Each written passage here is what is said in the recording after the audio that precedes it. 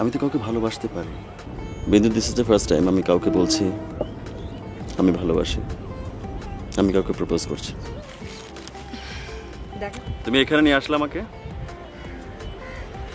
আমরা তো ক্যাম্পাসে কথা বলতে পারতাম, তোমার কষ্ট হলো না?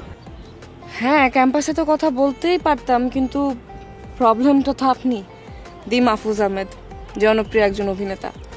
এখন আপনাকে নিয়ে যদি আমি ক্যাম্পাসে যাই তাহলে তো রীতিমতো হই হুল্লোড় শুরু হয়ে যাবে। আপনার ফ্যানরা দেখে তো আপনার কাছে এসে একদম জটলা করে যাবে, তখন তো কথা বলতে পারবো না। এই কারণে আপনাকে নিরিবিলি জায়গায় আনা।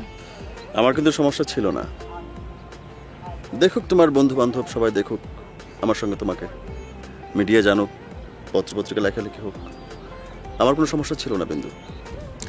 আপনার কোনো সমস্যা নেই, কিন্তু আমার তো সমস্যা আছে।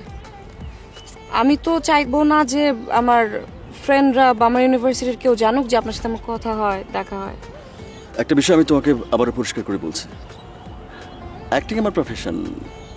এই পেশার কারণে আমাকে পর্দায় নানা চরিত্রে অভিনয় করতে হয়, এবং সেখানে আমি অনেককেই বলি যে তোমাকে ভালোবাসি, তোমাকে ছাড়া বাঁচবো না, মানে রোমান্টিক চরিত্রে নানাভাবে আমাকে দেখা গেছে, তাই না? কিন্তু পর্দার জীবনের বাইরেও তো আমার একটা জীবন আছে, সেখানে কাউকে আমার পছন্দ হতে পারে, ভালো লাগতে পারে। আমি তো কাউকে ভালোবাসতে পারি বিন্দু। This is the first time আমি কাউকে বলছি আমি ভালোবাসি। আমি কাউকে প্রপোজ করছি। দেখেন মাহফুজ ভাই, আমি যে নাটকটাতে কাজ করছি, ওই নাটকটাতে আমার ক্যারেক্টারটার নাম কিন্তু কেকা। কেকারও যে কথা, আমি বিন্দু আমারও সেই একই কথা। বুঝলাম না। আমি আসলে কোনো রিলেশনে ইনভলভ হতে পারবো না, আমাকে দিয়ে প্রেম প্রীতি হবে না। কারণ আমি জানি তো আমার প্রবলেমটা কোথায়। আমি চাইবো না যে কেউ আমাকে করুণা করুক, আর আপনি আমাকে করুণা করে মহৎ হয়ে যাবেন, এটা তো আমি নিতেই পারবো না। বিন্দু, এটা করুণা না, আমার মহৎ হওয়ার চেষ্টাও না। I am serious, seriously I am in love with you.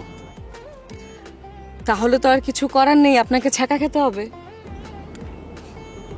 তুমি কত সহজ করে কত কঠিন কঠিন কথা বলে দাও।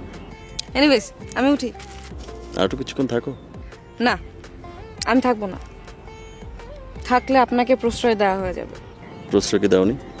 না, দিয়েছো। ওটা আসলে আপনার ভাবনার ভুল, আপনার বানানো। আসি।